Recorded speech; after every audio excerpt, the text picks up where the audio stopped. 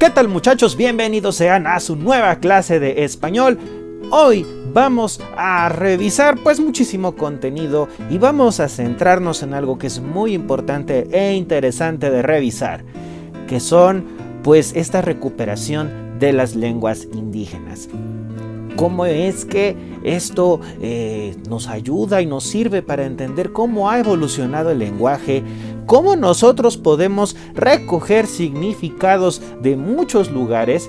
Y también el hecho de reconocer nuestras raíces, el saber desde dónde venimos, por qué tenemos ciertos pensamientos y también ciertas tradiciones y costumbres que hoy en día aún tenemos.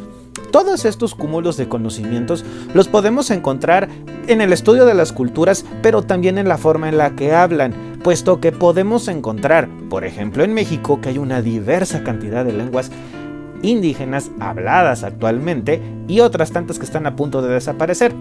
Pero para poder entender qué es lo que sucede aquí, vamos con Ultraman, quien nos dirá qué es una lengua indígena.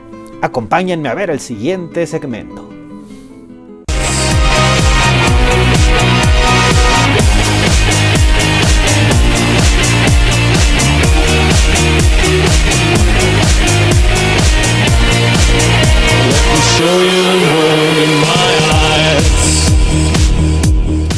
Una lengua indígena va a ser aquella originaria desde un pueblo latinoamericano o bien nativo, la cual se lleva hablando desde hace más de 100 años. Y esta no ha sufrido ningún tipo de intervenciones por parte de un agente invasor, o bien ha sufrido algún tipo de cambio o de supresión debido a la interacción con otros pueblos.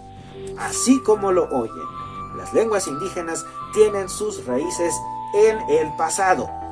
Recordemos que estas han sido recuperadas y preservadas por las comunidades, aunque las lenguas indígenas pueden ser dialectos, o sea, que solamente son hablados, pueden ser también idiomas, esto es, que se escribe, se puede leer y que puede tener diferentes variantes y o acentos. Así que toma esto en cuenta a la hora de revisar cuáles son los tipos de lenguajes e idiomas existentes. Soy Ultraman y nos estamos viendo en la próxima. Las lenguas indígenas, como puedes ver, conllevan un cúmulo de conocimientos que son antiguos y que como ya hemos venido hablando, van a darnos esta identidad, ¿sí? ¿Cómo podemos preservar una lengua como estas? Bueno, primero que nada es cuando se transmite, cuando se enseña, tú en tu comunidad debes de preservar siempre esta lengua, este idioma. ¿Sí? ¿Por qué? Porque recordemos que el hecho de que tengamos estos idiomas originarios debe de ser motivo de orgullo, de demostrar identidad, y también, muchachos, deben de transmitir esto de generación en generación, no dejando que se pierda. Esa es una manera de preservarla. La otra es a través del estudio. Se encuentran actualmente diversos centros de estudio en el náhuatl o en diferentes lenguas indígenas que están recabando información y realizando estudios acerca de las variantes que pueden existir en un solo lugar. ¿Por qué existen esas variantes? ¿Por qué se combinan con otros idiomas? ¿En dónde ocurre todo esto? Bueno, esas situaciones las van ellos elaborando a través de estudios lingüísticos y que nos van a ayudar a entender la evolución de un pueblo, cómo es que pasan de una lengua a otra, o cómo es que van adoptando palabras o incluso se las inventan para poder dar a entender algún tipo de situación. Podemos encontrar muchísimos ejemplos de ello, y también nosotros en el idioma español tenemos muchas palabras que son directamente del náhuatl o de otro tipo de lenguajes, puesto que recordemos que en la época de la conquista tuvimos la intervención cultural de España, pero también al hacer negocios con diferentes comerciantes de otros países tenemos palabras en árabe, tenemos palabras incluso hasta chinas o japonesas que hemos ido adoptando para determinar el nombre de un objeto o incluso para nombrar algún tipo de situación. también existen palabras que se van acuñando debido a diferentes tipos de conceptos o situaciones de la vida diaria, para nombrar cosas que están muy lejos, para nombrar a ciertos platillos o incluso a ciertos frutos o comida que nosotros hemos hecho o que hemos conocido. Una labor también muy importante e interesante que debemos de ver es la preservación de la lengua a través de las traducciones, porque nosotros desde nuestro idioma debemos de entender cuáles son esos cúmulos de conocimiento y de interpretaciones que pueden existir. ¿Qué es lo que conlleva la traducción de un idioma a otro? Y mejor aún, ¿qué pasa desde una lengua indígena a otra? ¿Qué sucede desde el idioma español al náhuatl y al revés? ¿Hay alguna concepción o significado que se puedan perder allí?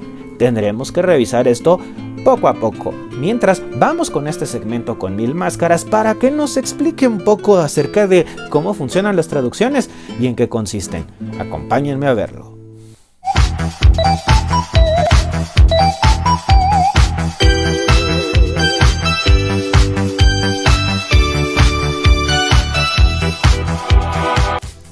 Bienvenidos a la sección de ortografía, en donde vamos a revisar el día de hoy en qué consisten las traducciones, cómo es que se debe de hacer correctamente y cuál es el trabajo que éstas deben de tener para ser consideradas un valioso documento y sobre todo que respeten las ideas originales que se expresan en el idioma. Acompáñame a ver nuestro siguiente clip. Cuando se traduce un documento, no significa que se va a traducir literalmente palabra por palabra. Si se tradujera palabra por palabra, el texto final no tendría sentido. Es importante traducir con el significado que el escritor original quería darle. Cada idioma es diferente y por eso la traducción literal no funciona en este caso. La traducción en textos se trata de la adecuación de un enunciado de una lengua a otra, de forma que el mensaje final llegue a convertirse en el resultado deseado. Muchos confunden la palabra traducir con interpretar. La traducción se hace en un texto o documentos, mientras que la interpretación se refiere a una traducción oral. Las dos palabras no se deben confundir. Las habilidades necesarias para cada una son muy diferentes. No se trata únicamente de traducir un texto. Se necesita de destreza de un buen profesional para adaptarlo a la lengua, usos y costumbres, lo que en ocasiones implican conversiones de medidas, de monedas, de direcciones, de refranes y de dichos culturalmente apropiados. Solo así se consigue transmitir el mensaje intencionado del texto original. Hay que recordar que dominar diferentes idiomas no es sinónimo de ser capaz de realizar buenas traducciones. Es necesario poseer una gran riqueza de lenguaje, así como la habilidad de escribir con fluidez y absoluta corrección gramatical y ortográfica. Pero, ¿por qué es importante la traducción? Estamos viviendo en la era digital y esto nos ha permitido la globalización de todos los aspectos de la vida. Por eso es necesario tener personas capaces de comprender dos idiomas y transmitir las ideas claramente. Los traductores son como un eslabón invisible capaz de conectar las realidades de dos culturas diferentes. El traductor profesional que hace un buen trabajo es el que es capaz de adecuar un mensaje que se expresa en la lengua de origen a una lengua destino que está llena de una cultura totalmente diferente. Lo difícil de esto es que el profesional debe ser capaz de hacer que el receptor del nuevo mensaje no reconozca que este mensaje está traducido. Podemos decir que un buen traductor es el que se puede mantener invisible ante los ojos del lector, porque éste va a percibir el texto como original y no como un texto que ha sufrido un proceso de transformación. Los medios de comunicación han jugado un papel muy importante en el crecimiento de esta profesión, ya que muchos contenidos se hacen virales al grado de traspasar los límites geográficos o culturales de nuestro planeta. Al suceder esto de manera frecuente, resulta indispensable traducirlos para que todas las personas puedan entender el mensaje. La traducción se encuentra en el entorno en el que vivimos. La podemos encontrar en los libros que leemos, en las series de TV que vemos y hasta en ciertos instructivos de algún aparato electrónico. Por estas razones, no cabe duda que la traducción es muy importante y que forma parte de nuestras vidas. Pero entonces, ¿por qué es importante? Primero, nuestra vida diaria nos permite resolver problemas que surgen al no conocer otros idiomas. Por ejemplo, adquirimos una nueva computadora y queremos saber cómo funciona leyendo el manual del propietario. Si este estuviera en un idioma al que sabemos poco o nada, sería imposible conocer lo que el manual dice y por lo tanto, el uso que le demos a la computadora no sería el adecuado. Las traducciones nos permiten entender textos en otros idiomas y así podemos resolver problemas tan sencillos como aprender a manejar algún aparato o realizar alguna actividad leyendo instrucciones. Segundo, las traducciones de los textos a otros idiomas ayudan a comunicar globalmente el conocimiento. Sin los traductores, nos sería imposible conocer toda la información que conocemos tanto en internet como en los libros y revistas. Los descubrimientos de muchas de las cosas que utilizamos lo hicieron del otro lado del planeta y en países donde hablan otro idioma. Mediante las traducciones podemos conocer cuáles son las aportaciones de estas personas en nuestro propio idioma con la posibilidad de aceptar o rechazar lo que dicen. Tercero, el ámbito literario. La traducción nos ha permitido conocer muchas obras que eran desconocidas para el público lector. Muchas obras completamente desconocidas para algunas personas y una vez que son traducidas se convierten en libros con grandes ventas. Por ejemplo, las novelas como Crepúsculo y Harry Potter. La traducción nos ha hecho la vida más fácil y ha permitido que el mundo se haga más pequeño. Acerca a las personas que viven en los diferentes países y los traductores han existido por toda la historia para que los gobiernos y las naciones puedan comunicarse con facilidad. Una vez que tenemos nosotros claro todos estos elementos y conceptos, debemos de ser cuidadosos a la hora de seleccionar un material y de revisar quién o quiénes son los encargados de haber hecho la traducción. Recordemos que el traslado que se lleva de una lengua a otra puede tener algún tipo de laguna o de perderse algunas ideas interesantes. También se recomienda el estudiar a fondo la lengua original, el poderla comprender y en todo caso poder saborear todas estas variantes que pueden existir. Por ejemplo, tan solo en el estado de Veracruz existen 4 variantes del náhuatl, las cuales tienen relación con otras lenguas. Por ejemplo, tan solo en la región de Tehuipango se dice que el náhuatl de allí tiene nexos con el zapoteco. ¿Cómo es que llegó una lengua desde otro estado hasta este lugar? No sabemos. Puede haber sido a través de un intercambio comercial o a través de algún tipo de viaje o de alianza que se llevó a cabo en las épocas prehispánicas. No sabemos, pero es muy importante e interesante revisar todos estos nexos que pueden existir, puesto que son parte de la identidad de un pueblo. Así es que los dejo con estos y regresamos con Máscara año 2000. Nos estamos viendo en la próxima.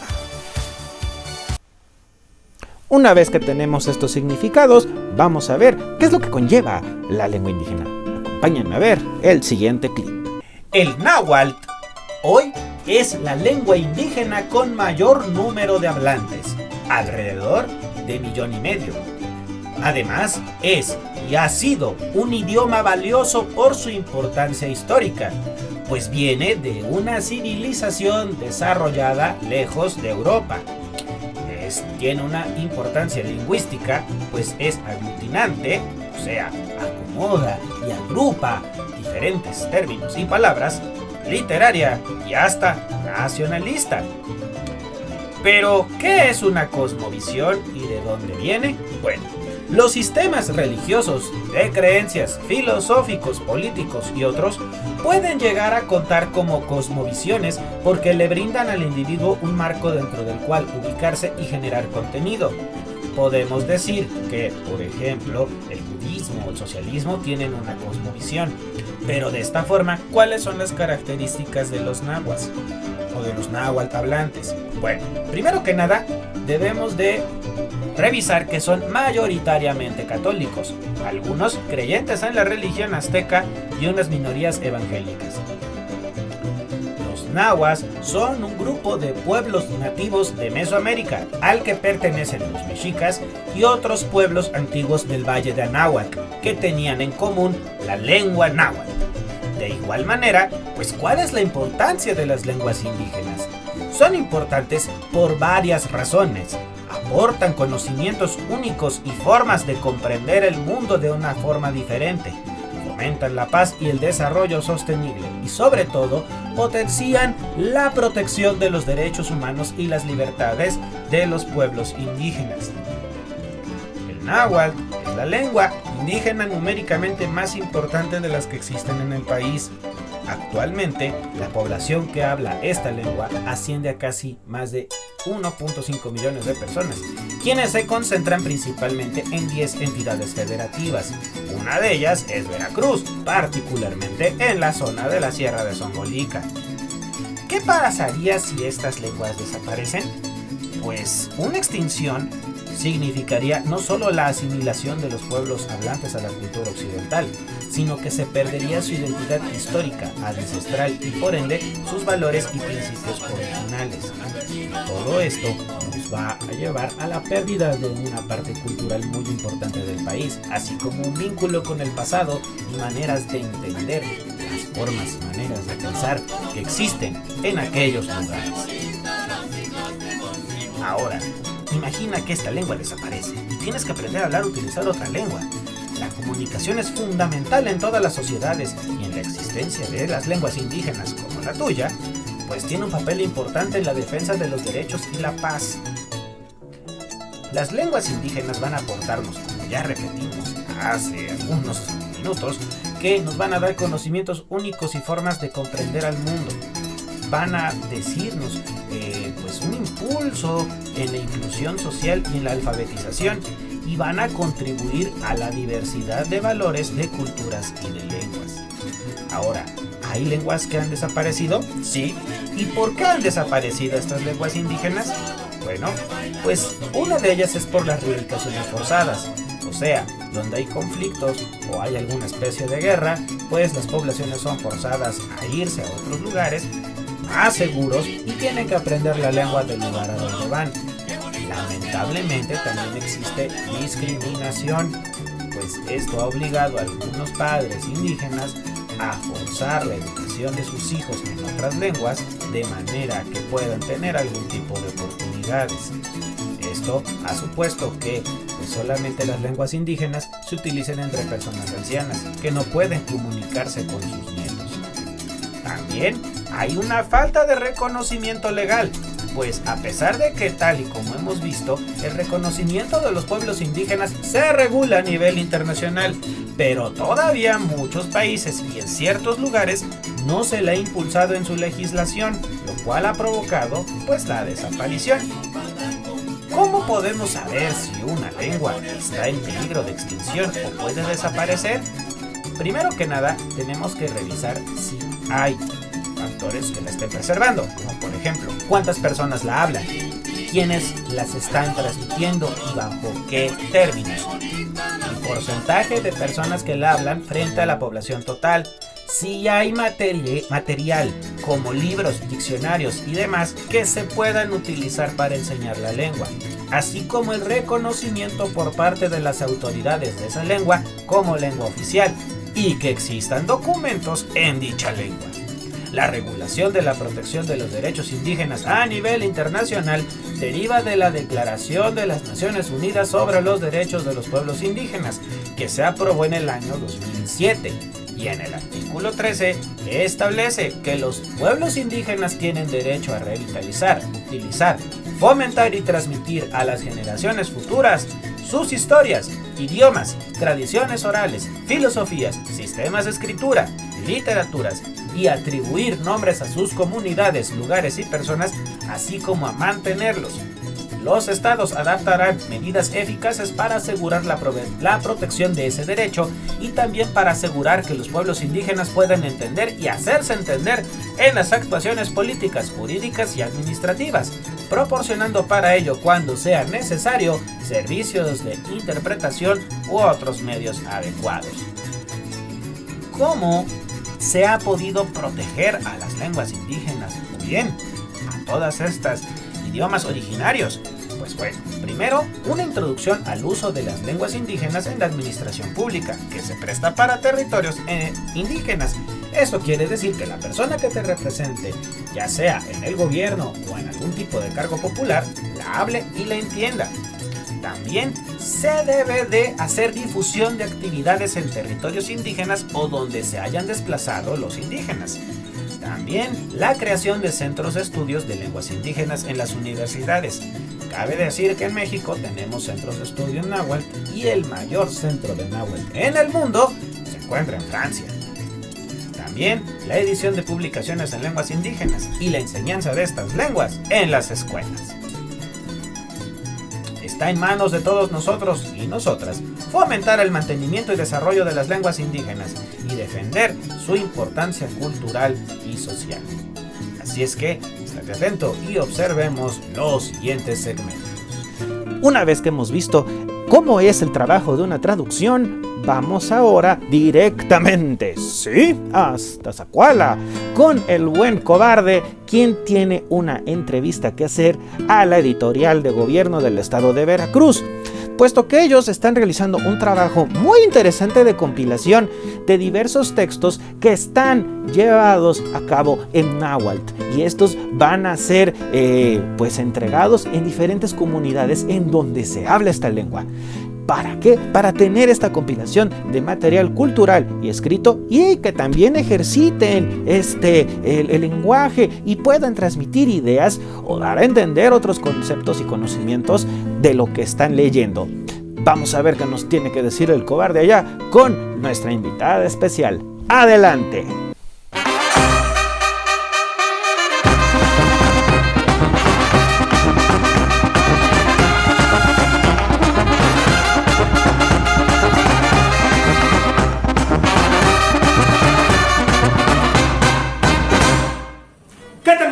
Estamos aquí desde la escuela de la secundaria haciendo esta entrevista ante las dos personalidades que tenemos acá. Tenemos aquí el jefe de edición de la editora de gobierno y del otro lado tenemos aquí a la jefa de la editorial.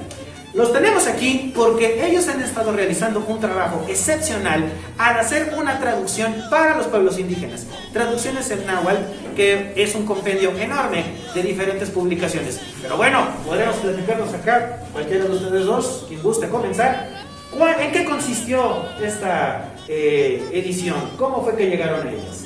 Bueno, antes que todo, muchísimas gracias por la invitación a visitarlos aquí a estos chicos y chicas que ya tuvimos la oportunidad de platicar con ellos. Miren, como ya nos habíamos comentado anteriormente, en la editora de gobierno editamos y publicamos libros.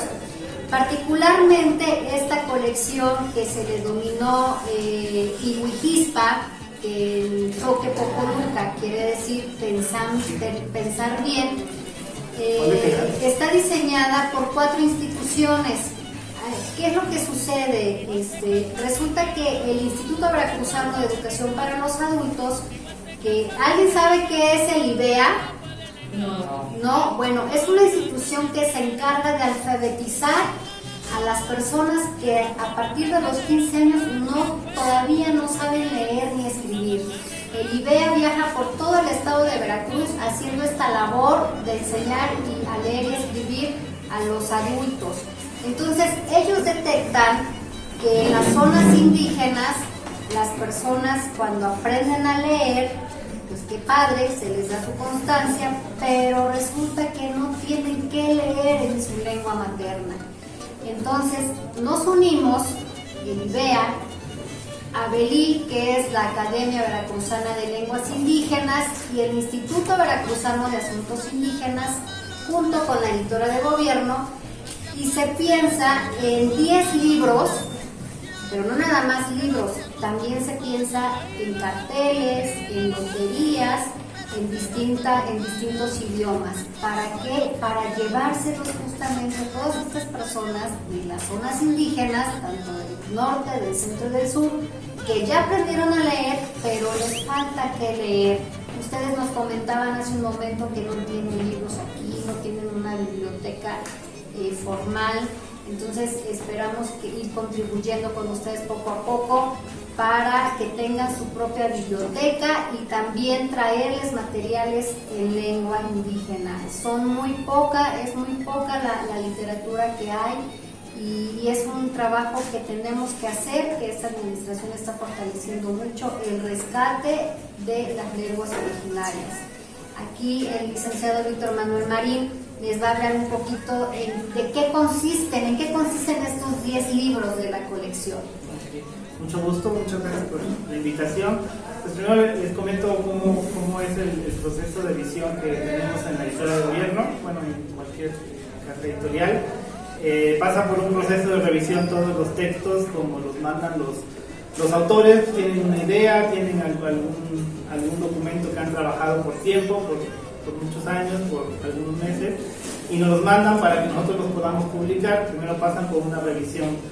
Ya sabemos, bueno, los autores plasman sus ideas, pero a veces necesitan que se les ayude con la corrección, con algunas ideas que necesitan ser aclaradas, pensar también en los formatos que son importantes para esta parte de la edición.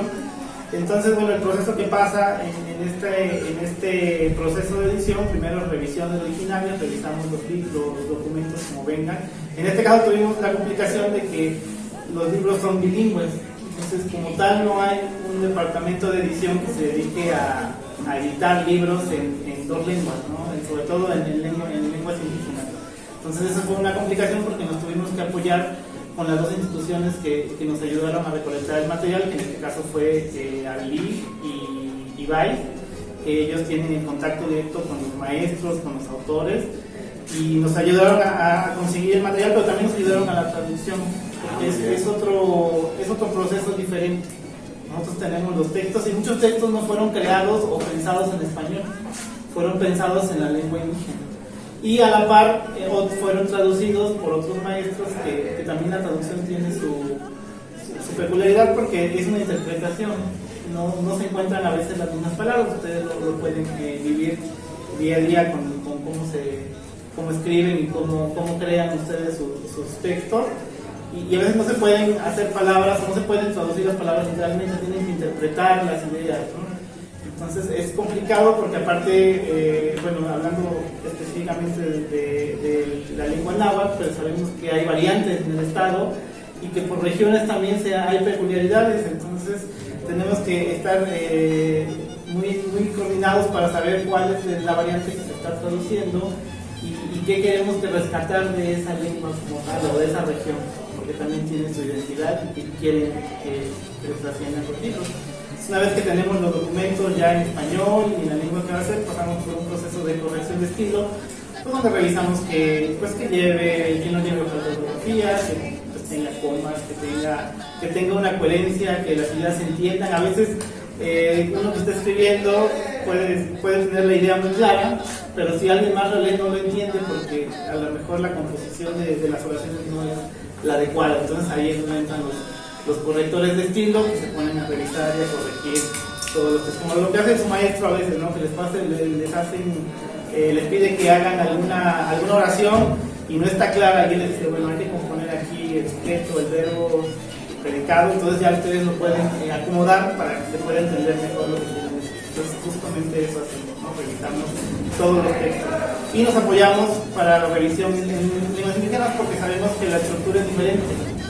Todo es diferente y tenemos que estar cotejando con las personas especialistas en la materia, porque ya que nosotros en nuestro departamento no tenemos una persona que se haga cargo de la lengua. Trabajamos en 3 lenguas diferentes, en náhuatl, en sus 3 variantes, el norte, el huasteca, el centro y el sur, y también en Tunapú, que es la lengua más hablada en el estado. El norte, ese es el norte, ¿no? Es el norte y un poco del centro también. Y también en lengua Popoluca, que es una de las lenguas que está en riesgo de desaparecer porque hay muy pocos hablantes en el país y en el estado. Entonces, la intención de la colección fue rescatar esos textos. Tenemos diferentes géneros, trabajamos poesía, trabajamos narrativa, leyendas, hicimos 2 libros que son rescate de usos y costumbres, que son facsimilares. Un facsimilar es rescatar un libro como se hizo, tratando de respetar las características de este libro como fue. Estos libros son hechos a mano, un poco como lo que están haciendo ustedes aquí. Entonces un maestro se puso a escribir un recetario recordando lo que él comía de niño y los alimentos que encontraba en su región. Entonces se puso a escribir, lo dibujó, lo apoyó con dibujos, con imágenes y todo fue en caligrafía. Órale, muy bien. Lo interesante de este libro fue que nosotros lo escaneamos, lo recuperamos, lo limpiamos para que se viera lo más parecido. Entonces ya en la edición impresa, bueno, que se imprimieron, me parece que son 1000 los ejemplares de este libro, pues ya se rescató para que fuera lo más parecido, que se rescatara la caligrafía, que se rescataran los dibujos, la manera como él fue creando el libro a mano, ¿no? Que tardó muchos años, pero al final lo pudimos rescatar de esa manera. Muy bien. También tuvimos algunos aportes de catálogos de plantas, catálogos de flores de ciertas regiones, y es interesante porque algunos son plantas que están en todo el estado, pero que en cada región tienen un nombre y tienen un uso muy particular. Y aparte la traducción y el texto del bilingüe pues también ayuda para saber cómo lo clasifican y cómo lo comprenden en cada región.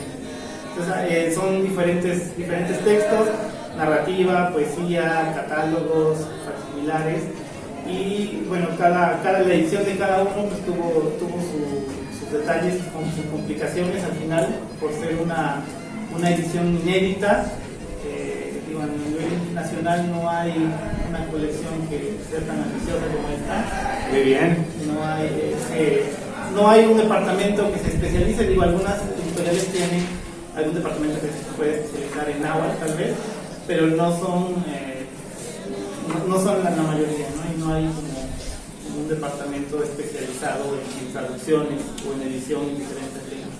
Entonces, bueno, ese es el proceso. Al final también los formatos ayudaron para diferenciar cada uno de los estilos que estamos manejando. Los catálogos son más grandes porque necesitamos ver imágenes, muchos son ilustrados. Se pensó en que se hicieran ilustraciones para todos los libros. Muy bien. A petición mucho de los autores, que ellos imaginaban una historia, o contaban una leyenda y querían que fuera acompañada con imágenes. Muy bien, muy bien. Como un poco lo que estamos haciendo, ¿no? Buscar a partir les inspiró la leyenda no me acuerdo, del puma, por ejemplo, en el bosque, y bueno, hicieron la leyenda y querían que se ilustrara con un puma. Algunas otras, como la poesía, pues se buscó que las ilustraciones son un poco más abstractas o más simbólicas, porque pues la poesía es mucho de interpretación. Entonces el maestro también que hizo este libro pues buscaba las ilustraciones, pero no tanto como que se pudiera reflejar lo que se está diciendo, sino más bien que se interpretara lo que él les quería decir. La poesía y el arte también se pudiera reflejar en la ilustración y en la parte gráfica. Entonces tenemos ahí 2 formatos, generalmente son media carta y otros son tamaño carta apaisado o horizontal. Muy bien. ¿Y de dónde sale, o bueno, si me pudieran comentar ambos, cómo es que se discuten estos accesos a la información, al contenido que ustedes están manejando? ¿De qué manera lo podemos llevar ahorita acá con los muchachos o con la gente que nos puede ver a través del canal? ¿Dónde lo podrían consultar? ¿Hay una edición en internet o algún tipo de situación en electrónico? ¿O dónde podríamos ir para adquirirlos? No, mira, en específico esta colección de Vigispa, les comentaba hace un momento a los maestros, que es muy focalizada, tiene desde su origen un objetivo: llegar a esas localidades indígenas donde el INVEA ya detectó, ya alfabetizó y no tienen que leer. Entonces hizo todo un esquema ya por regiones. Por eso el tiraje, no habíamos comentado el tiraje de esta colección, estamos hablando de cerca de 35,000 libros. y la intención es que estos textos no se queden en las dependencias, que no se queden en alguna biblioteca, sino que vayan directamente, llegue a la casa de Víctor Marín, que ya se alfabetizó y que no tiene que leer. Entonces ahí va a llegar. Sin embargo, estoy segura, porque ya hemos tenido comentarios que les ha interesado esta colección. Por la naturaleza, así es. No propiamente la vamos a poder llevar a más público. Sin embargo, al ser inédita, como decía el licenciado Marín, a nivel nacional es la primera colección en lenguas indígenas donde están 4 instituciones. Seguramente nosotros como editora de gobierno vamos a hacer en su momento un esfuerzo para hacer con nuestros propios recursos una reimpresión de esta colección, que eso sí lo podemos hacer.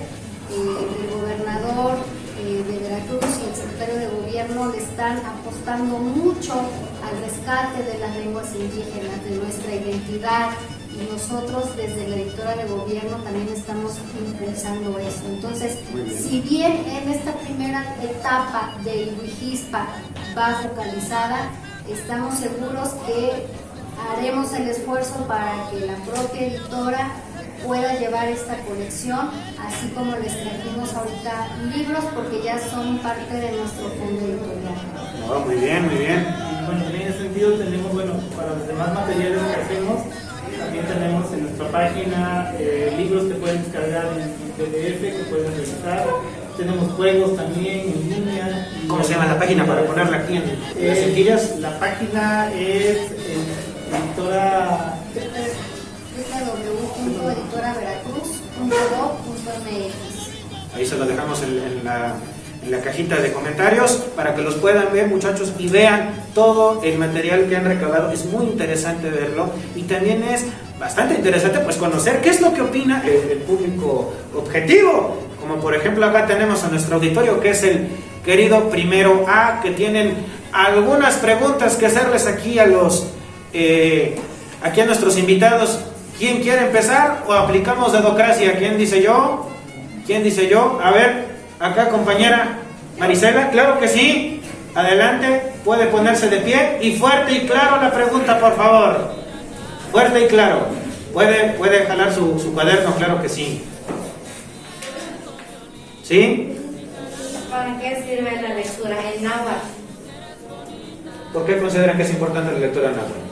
Bueno, principalmente pues porque es nuestra identidad. Nosotros debemos empezar por reconocernos a nosotros mismos, nuestros orígenes, de dónde somos, para ir trascendiendo. Si nosotros olvidamos nuestras raíces, van a pasar las generaciones y todo eso se borrará. La historia, la cultura, la tradición. Seguramente a ustedes les ha pasado que lo que hacían sus papás en esta localidad ya no es lo mismo que ustedes hacen. Sus papás seguramente estudiaron 100% en lengua náhuatl. Ustedes no, ustedes ya están estudiando bilingüe, están estudiando en español, pero sin dejar de lado el tema de su lengua. Entonces, nosotros como veracruzanos, ustedes como jóvenes estudiantes, nunca deben de olvidar su raíz, su origen.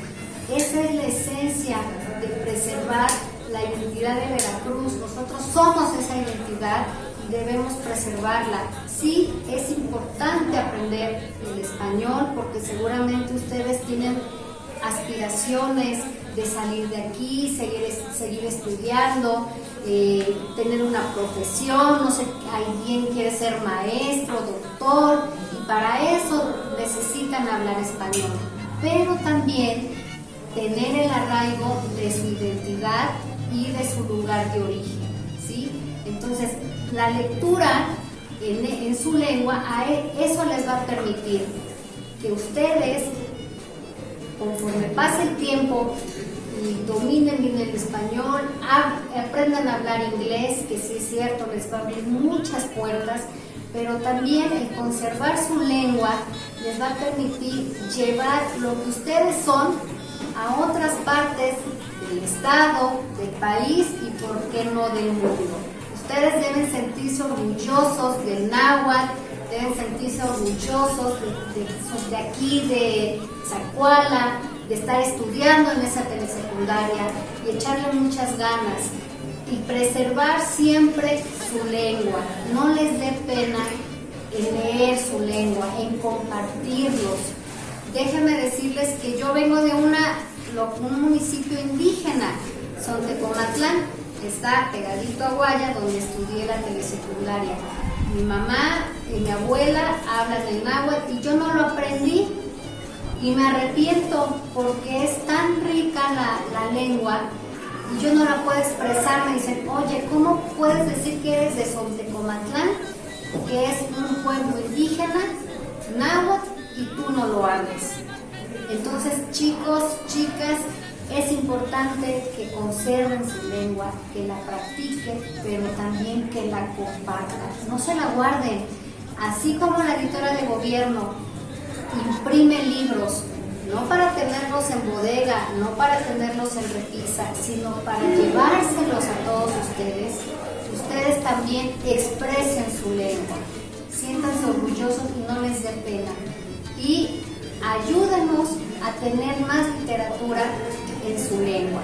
Y para eso, a nivel comercial, participen en el concurso de la editora de gobierno. Por ahí se empieza. Este es el inicio. Este es el inicio de una escritora, de un escritor. Entonces queremos que niños de aquí nos compartan sus historias, nos compartan sus tradiciones, sus bailes, sus danzas, su gastronomía a través de la escritura y a través de su lengua. Esa es la importancia. Para comentar, hace poco tuvimos una presentación en Córdoba, una pregunta de un autor que es bilingüe de Chicontepec, que se llama, el cuento se llama Donde duerme colibrí. Él nos dice, bueno, tienen ustedes una ventaja, a diferencia de los que solo hablamos una lengua, que ustedes piensan o pueden imaginar en dos idiomas, ¿no? Entonces, si lo piensan así, ustedes tienen esa manera, ¿no? Y él nos comentaba, a veces yo me gusta más leer en náhuatl porque me lo imagino de otra manera, que lo estoy leyendo en español, ¿no? Se me abre como la imaginación a dos mundos diferentes. Entonces, véanlo también como de esa manera. Ustedes son bilingües, nacen siendo bilingües, tienen dos lenguas maternas al final y tienen dos maneras de pensar y dos maneras de ver el mundo. Entonces es una gran ventaja que tienen y aprovechenla y no la desaprovechen. El compañero que hizo el libro también escribe en náhuatl, tiene también ahí un proyecto y él recomienda mucho que se siga escribiendo, que se siga hablando y que se trabaje en esta parte. Además, agregarle que él, por ese amor que tiene a su lengua, a su pueblo, que también es un pueblo huasteco, junto con su familia ahorita en la época de la pandemia, pues hizo una biblioteca en su comunidad y él acerca la lectura, pues no nada más a los niños, a los jóvenes, sino también a los adultos. Entonces la lectura les abre muchas ventanas y pueden ustedes aquí en su localidad hacer muchos aportes, no nada más quedarse aquí en su salón, ¿sí? Sino al exterior, permear todo eso. Entonces, chicos, aprovechen por favor esas virtudes que tienen en lengua. ¿Quiénes fueron los traductores? ¿Quiénes son los traductores que fueron en náhuatl español? Bueno, por parte de INVEA, algunos de los textos que recabaron, los traductores fueron los mismos autores y fue un proceso interesante porque si bien la traducción se trata mucho de la interpretación, cuando viene del mismo autor, el mismo autor que crea la poesía en náhuatl y después la crea en español, tuvimos la complicación que a veces pensábamos que tenían que ser iguales, pero no. a veces en español le pudo reducir palabras o le pudo complementar con algún adjetivo que en náhuatl no lo puso, o inclusive en náhuatl lo puso y en español no, porque no lo piensa igual, y aparte por las ideas, ¿no? Las ideas no son iguales, el ritmo no es igual. Hablando de poesía, pues tiene que llevar un ritmo y el ritmo en una lengua y en otras son diferentes. Entonces, en algunos casos fue el mismo autor que hizo esa adaptación y es muy rico como dos obras diferentes con el mismo sentido. Y en otros, pues fueron compañeros de IBEA que le ayudaron con la traducción, y algunos maestros que están en comunidades enseñando la lengua y practicando. No tengo algún nombre en particular, pero bueno. Pero los podremos ir consultando, ¿no? Claro que sí. Muchas gracias, Marisela. ¿Quién más, chicos, quiere realizar la pregunta? ¡Flora! Eso, Flora, pero fuerte y claro, Flora. Por favor, póngase de pie. Eso. Fuerte y claro, Flora.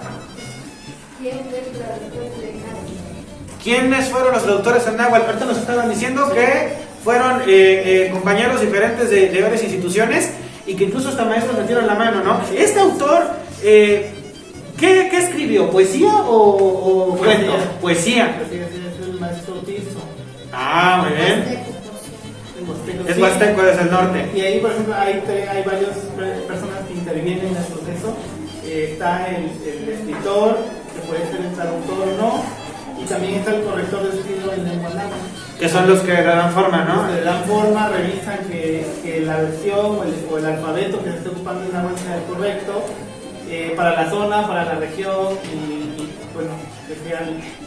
Eso es muy interesante, que ese cuidado que se guarda, porque por ejemplo, comentábamos aquí en la zona de Xochimilco, en esta parte en específico de Tehuipango, tenemos una variante un tanto antigua y hasta combinada con otros idiomas indígenas. Por ejemplo, me comentan acá los muchachos que el idioma náhuatl de acá está combinado con el zapoteco, ¿sí? Pudo haber habido algún tipo de intercambio comercial o algún tipo de intercambio de vivienda, no sabemos, y esto contribuyó a la riqueza del idioma como tal. Gracias, Flora. ¿Quién más quiere participar, por favor? Kevin. Fuerte y claro, Kevin, por favor. ¿Cómo saben que las palabras que escribieron están correctas? Vámonos. Por esa parte también nos apoyamos de las instituciones especializadas en estos temas. Ellos nos hicieron, sobre todo con la consulta con los autores. Algunos autores quisieron que sus textos se actualizaran con un alfabeto más actual. Otros dijeron que no, porque lo habían concebido con un alfabeto diferente. Muy bien. Con un estilo, como tú comentas, más antiguo, y querían que se respetara. Entonces, como no hay una regla universal de náhuatl, entonces se puede prestar para que se hagan las adaptaciones según la región, y también en este caso según los autores, ¿no? Algunos autores querían cierto alfabeto y se prestó para que se actualizara. Eso también nos complicó mucho el trabajo. Miren, el náhuatl, como lo dice el licenciado Marín, no es como el español, que tiene sus reglas, su norma ortográfica de redacción. Las lenguas originarias son interpretativas. Todavía en pleno siglo XXI no llegamos a que tengan sus normas escritas como debe ser. ¿Eso qué implicó al momento de hacer esta colección? Que el autor quería en su momento respetar, que se respetara la esencia de su región, y el corrector de estilo decía, es que así no es. Así pero le no cambia la dice. idea, ¿no? Es que se puede interpretar de diferentes formas esa palabra, o no hay una traducción literal en ese idioma, esa palabra no hay. Esto es lo que se asemeja, lo que más se asemeja. Es bien complicado hacer textos en lengua indígena. El objetivo es que esta primera colección, pues se enriquezca. Ya tenemos la experiencia, ya sabemos que antes de aventarnos a hacerla, primero deben de estar los textos, porque también sucedió que algunos no estaban bien definidos, y los pensamos para cierto tamaño, cierto número de páginas, y al final salió otra cosa, ¿no? Tener acuerdos también con con los autores y los correctores, que estemos de acuerdo desde el principio. Bueno, vamos a ocupar esta variante y quiero que estos puntos se respeten. Entonces, con ese parámetro pues, se trabaja todo el texto. Qué interesante el observar y revisar que la labor que ustedes llevan a cabo no nada más es recoger textos como tal, es darle un sentido, es que tenga la esencia de lo que el autor quiere decirnos y que sea accesible para todos. Muchachos, recuerden esto, las editoras siempre van a buscar que el material de origen sea respetado y que todo esto sea transferido a ustedes a la hora de que se enfrenten al texto, de que estén leyendo, para que pues exista esta compartida información, estas cuestiones que bueno, pues ustedes están logrando o intentan con los esfuerzos que están llevando a cabo pues desde su dependencia. Muchas gracias, Kevin. ¿Alguien más? O bueno, ¿tiene otra pregunta, Kevin? Claro que sí. ¿Cuántas personas se ayudaron para hacer los libros? ¿Cuántas personas fueron? Pues fue un equipo bastante numeroso. Nosotros en la editora, el equipo de edición está conformado por 3 correctores, son 3 diseñadores y aparte nos estuvieron apoyando por parte de la institución 3 o 4 personas más trabajando en la cuestión de traducción y corrección de estilo en la lengua indígena. Más aparte tuvimos el apoyo de 7 personas más en ilustración como parte de servicio social, práctica social. Vale, muy bien. Yo creo que unas 30, un poco más, ¿verdad? Sí, ya pensando en colaboradores también de producción y todo eso. Sí, porque pues es esto que les colosal. estamos platicando es solamente una partecita del proceso para publicar, para imprimir un libro. ¿Y cuánto tiempo llevaron con esta colección? O sea, porque no la sacaron este año. Yo creo que ya llevaban tiempo planeándola. No, ¿Cómo fue? Fíjate que esa colección nace de una plática que hace el director de IBEA con la directora de Ibais en un café, donde pues platican estas problemáticas de escasez de literaturas para los pueblos indígenas, ¿no? Entonces, la idea maravillosa, sí, vamos a hacer libros en lenguas indígenas, nos sumamos como editora de gobierno. Fue una labor bien compleja desde hacer un convenio que empezamos el año pasado, por ahí de agosto, septiembre, algo así, ¿no? Para ponerse de acuerdo, qué dependencia va a aportar qué, el IBEA aportó el dinero, que les baja de la federación, quién iba a aportar los materiales, qué iba a aportar la editora. Y entonces desde julio prácticamente se empezaron las pláticas, una reunión, 2 reuniones, no sé cuántas reuniones tuvimos entre las instituciones.